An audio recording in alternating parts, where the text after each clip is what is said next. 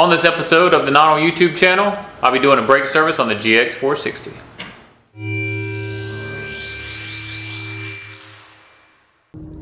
Alright guys, as you can see, we're moving right along here. I didn't want to go and bore you with taking the wheel off and jacking up the vehicle because obviously you know that's something that you have to do. Alright, so now that we have the wheel off, you can see the caliper here clearly. First thing we're going to do, we're going to be taking this retaining clip off here for these two pins, and then we're going to take this rattle clip off as well to free these pads up to take them out. So let's go ahead and get started.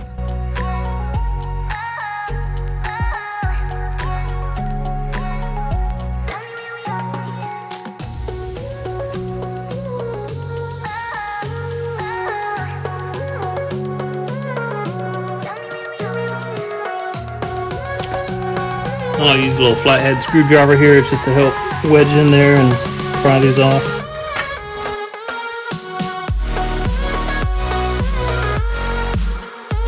Now our brake pads should just pull out. Alright, that's one out. Actually, not too bad of wear on these. Still had some way to go before it got down to the screecher.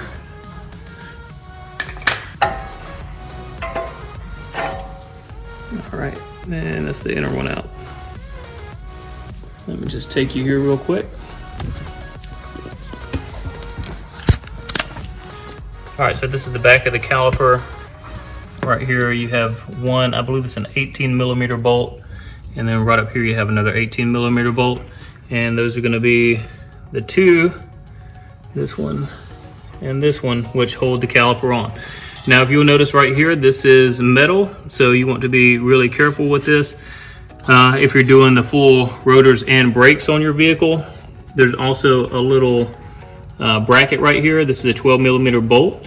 You can undo this and the whole bracket will come off. And this line, which is actually connected to the metal, this is flexible. So if you put something underneath the caliper, you should be able to take it off relatively easy and let it rest there without messing up the line. So I use a toolbox. It's about the approximate size that I need. So I'm going to go ahead and do that. Put the toolbox there, undo these bolts, and then undo this bolt, and then take off the caliper. All right, so I have a breaker bar in here, and that's probably what you're going to need because these are, there we go. I think they're set to 91 foot-pounds, or at least that's what my manual says. So having a breaker bar instead of just a regular ratchet will really be beneficial for leverage. All right, those are broke free, and we'll get our ratchet and take them off.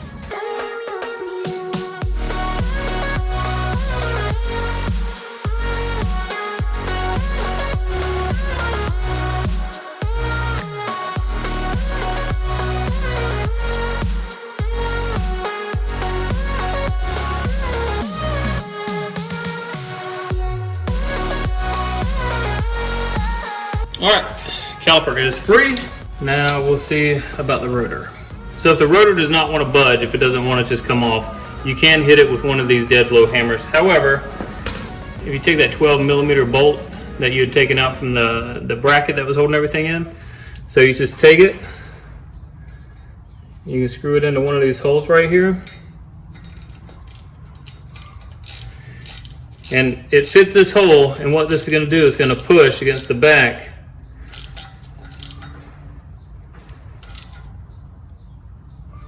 It should help break this thing free.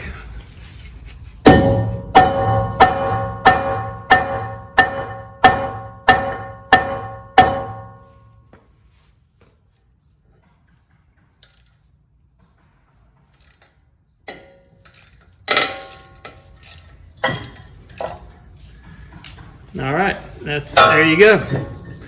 And that'll just save you some time and effort, a lot of heartache as well. I've learned that from the past. But if you're going to be doing the whole thing, you got to take out that bracket anyways. And this little 12mm bolt fits right in there, and it just pushes that off. So now that is done, we can go ahead and take this old rotor off. Good. Make sure that is still supported. All right, and what I'm going to do here is I'm just going to go with a little wire brush and clean up some of this rust around here.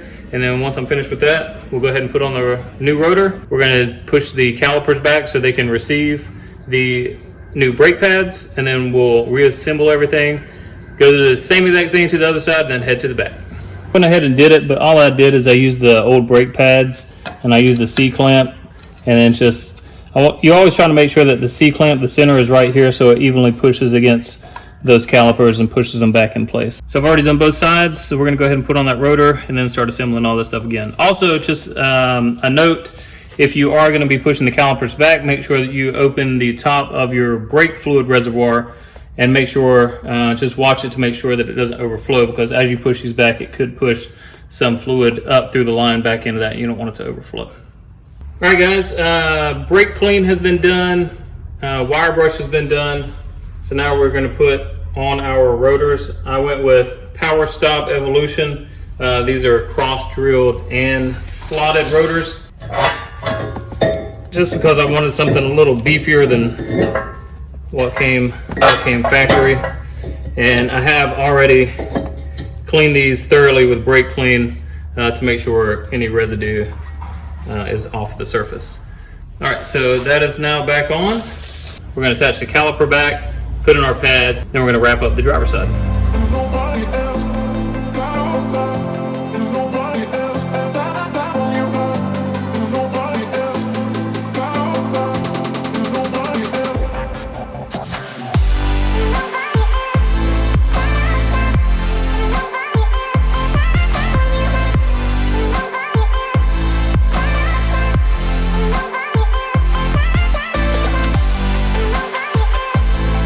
All right, real quick, if you're wondering what kind of pads I'm using Akabono.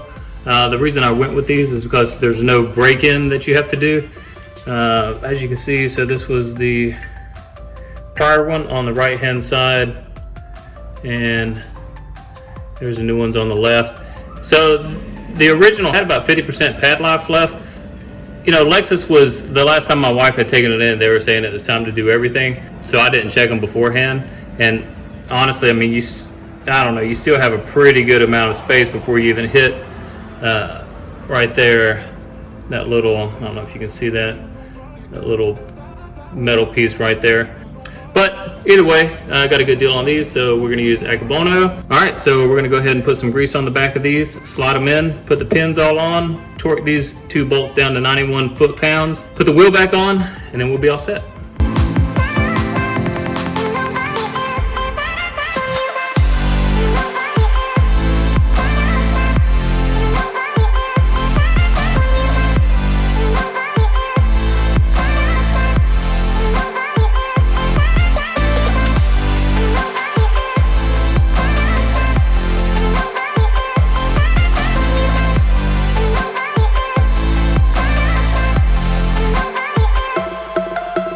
All right, now all there is to do is tighten those two bolts in the back to 91 foot-pound, throw that wheel back on, tighten the lug nuts down to 83 foot-pound, and then we are done with the driver's side brake job. All right, guys, driver's side done. Passenger side done. Now for the rears, and we will be finished. All right, guys, now we are at the rear of the vehicle.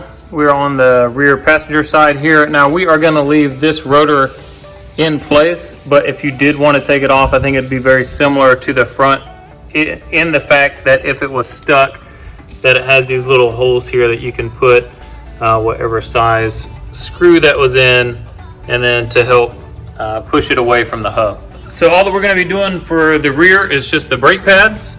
So here's the caliper right here. We're going to undo this bolt and this bolt. I believe they are called the slide pins. We're going to undo those. That should then release this, so we can take this off, take the brake pads out, put the new brake pads in, and then put this back on and torque it down to spec. All right, so let's go ahead and get started. So these two bolts are going to be 17 millimeters. I had to use a breaker bar for this top one.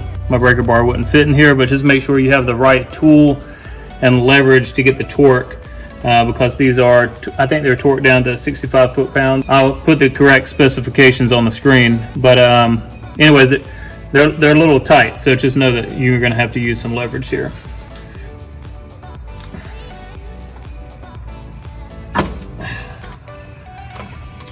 There we go.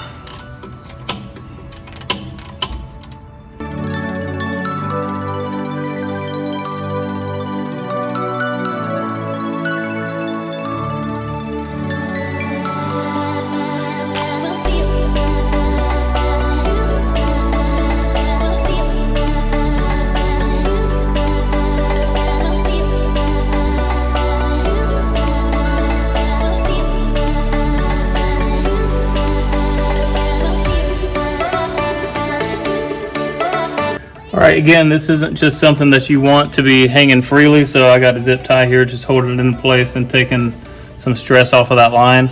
We're gonna go ahead and take out the brake pads here, and then as you can see, it is just one piston, so then we'll push that back into place, and then put everything back together, torque it down, and then move on to the next side. In order to get this brake pad out, I just took this off of the back here, and then slowly started prying the bottom out, and it kind of gave me enough room to get a little screwdriver just in here just to wedge the top out, and it actually came right out. It's actually pretty easy, so I'm going to do the exact same thing to the other side.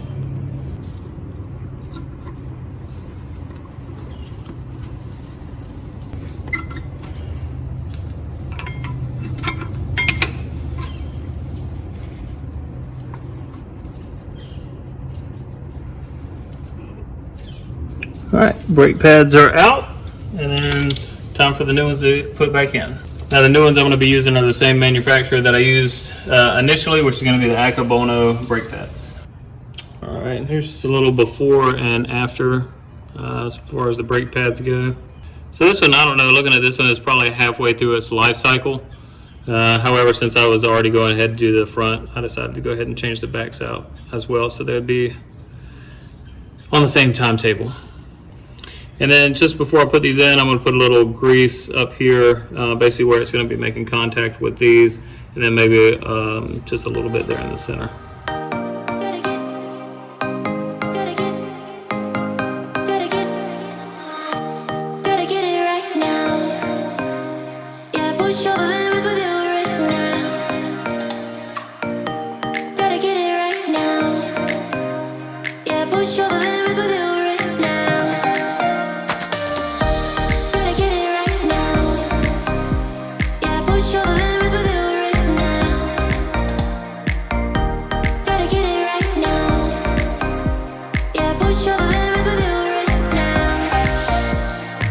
All right, brake pads are in.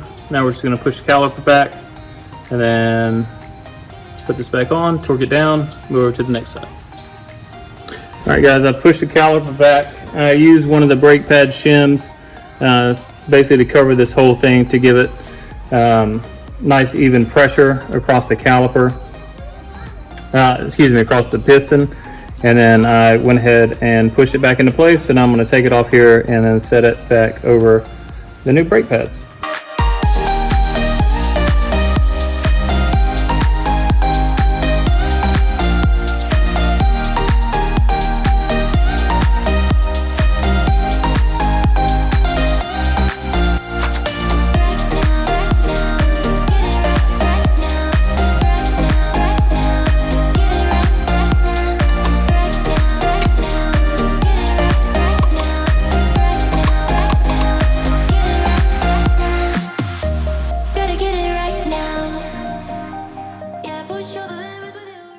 Alright guys, that's effectively going to end this episode, but I did want to bring your attention to one thing about reinstalling the rear brake calipers. Just make sure that whenever you're putting those rear slide pins back in, that you lube or grease them thoroughly. Alright, now that that's been covered, if you guys have any questions about the install, please leave them down in the comments below. If you found this video to be helpful, please give it a like. Please share with your friends or any forums that you might be a part of. If you haven't already done so, go ahead and subscribe to the channel for more content like this in the future. And as always, thank you for watching.